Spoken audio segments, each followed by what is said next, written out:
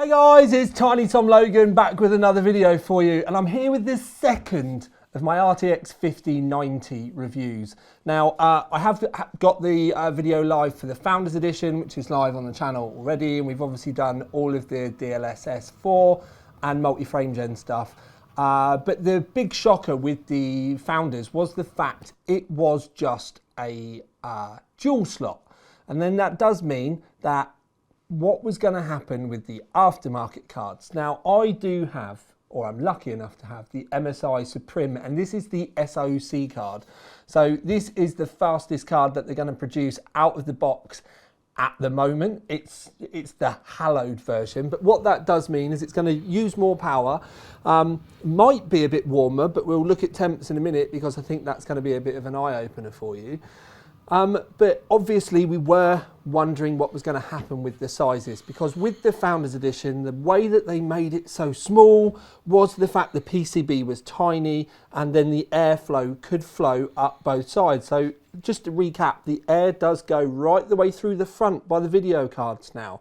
So NVIDIA did break the mold with this card, and if I'm honest, that has made it really difficult for the vendors, because this has a normal PCB where the pass-through just goes through the rear of the card. Let's also remember that rear pass-through was started by NVIDIA. So maybe we will end up with dual pass-throughs come through with the aftermarket cards. But people did kind of say, there's been a lot of chatter online. I'm an active user on the PC Master Race Facebook, and there's lots of people moaning about, that just means the vendor card's still going to be massive and big, and there's definitely going to be two different trains of thought. If you've got an ATX case, I don't really see what the problem in a big card is, if it cools better. And as we'll see now. Okay, so we have the Suprim in testing. Testing is ongoing. It's on the extreme mode, which is basically a consistent 100%. It is pulling at this present moment in time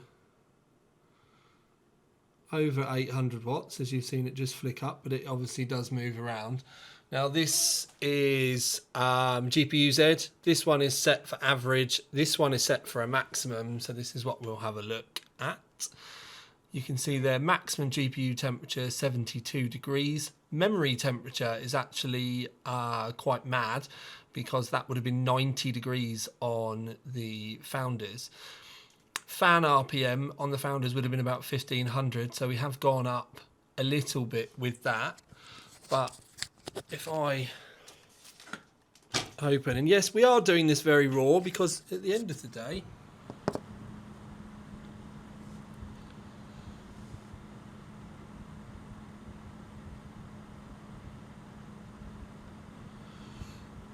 and as I was saying, at the end of the day, we want this to be a real test. It is in a real room. Everything is still on and everything in the background. And this is just a quick blast so that you can hear the Founders. And now back to the Suprim.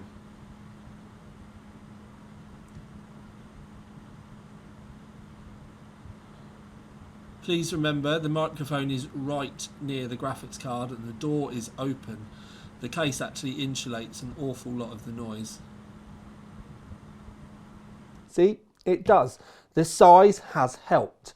It's about the same sort of noise level. I obviously work in a real room, so I can't test noise accurately, because there's always going to be background noise, systems on, and I test in a real system as well, which means the fans are on at the front, so I can never just test the graphics card. But it is very quiet, and it did not spin up.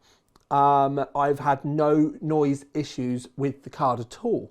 It has also remained, with not being loud, it has remained cooler than the Founders. The memory temperatures were a good 20 degrees lower, because on the Founders the memory was at least 90 pretty much continuously. So technically it is a lot cooler. It's done that while using more power though. This is something that we do need to address, is where it's the SOC, they've had the overclock on it. And when I say about the overclock, we'll talk about the boost clocks and stuff in a minute anyway. But it is using more power. Again, as you've seen in the temperature side of the video. Now, with the clocks, we can bring the clock speeds up. It actually weirdly doesn't look like the Suprim has done that well. Now, I say that by looking at the average, because that is the score that I pay most attention to. I do a 30-minute gaming run, and it's the same run, and then we go back and we compare all of the average clocks. Because if it's the same game, you're going to get an average across it, and if the average is higher, then the performance across the board will be higher. It's just how it works, or it's meant to.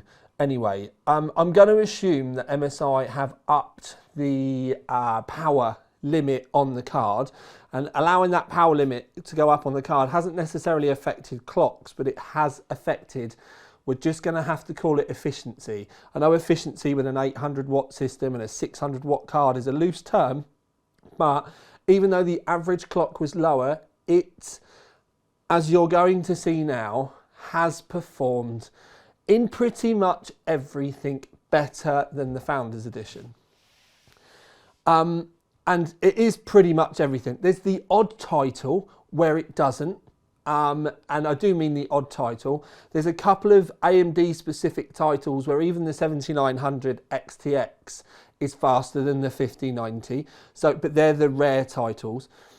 Predominantly, the Suprim is quicker than the FE. Now, I'm going to keep popping stuff up on the screen so that you can have a look, but please do remember you can go to the OC3D website. There's a click link underneath. There are all of the graphs there for you to go and absorb, take your time with, pick apart. If you can't see them properly, then just head over to the website to go and have a look. Get there on your mobile while you're watching the video. You can pinch in and out, make them massive, make them small. Do what you want to your heart's content. Now, the Suprim itself, we've obviously spoken about the fact that it's massive, but it is built like a tank as well. It's a very beautiful card. There's a lot of really nice touches on it as well, where you've got the different angles of the brushed on the back plate. And I actually really like the logo on the end. There's just something about the way that sits there. It kind of feels like an automotive brand, and I think that's probably why I like it. But it is built like an absolute tank.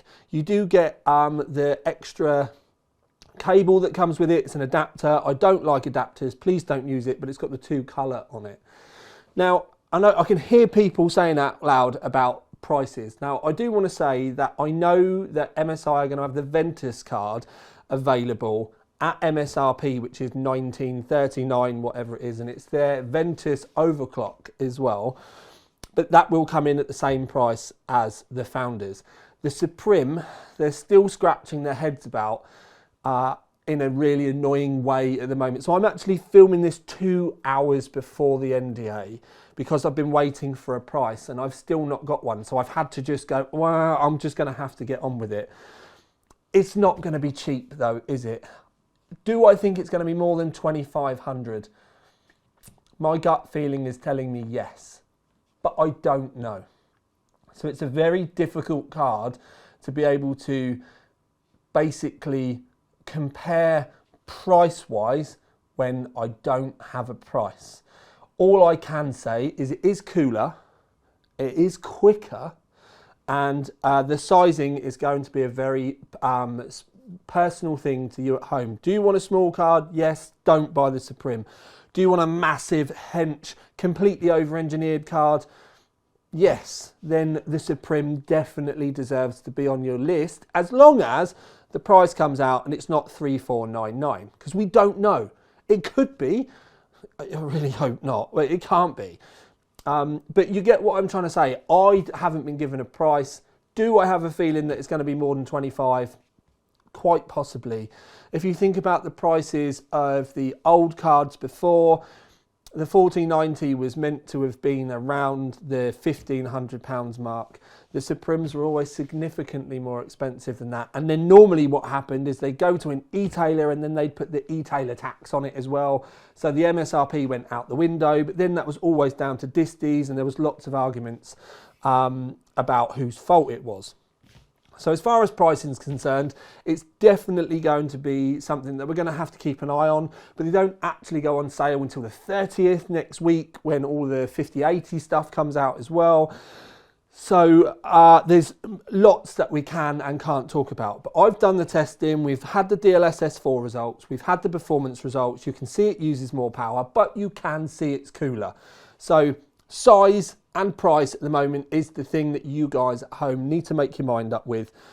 But do I like it? I think it looks beautiful in that case. I really do like the girthy side of it as well, because it helps fill the case out, doesn't feel so empty.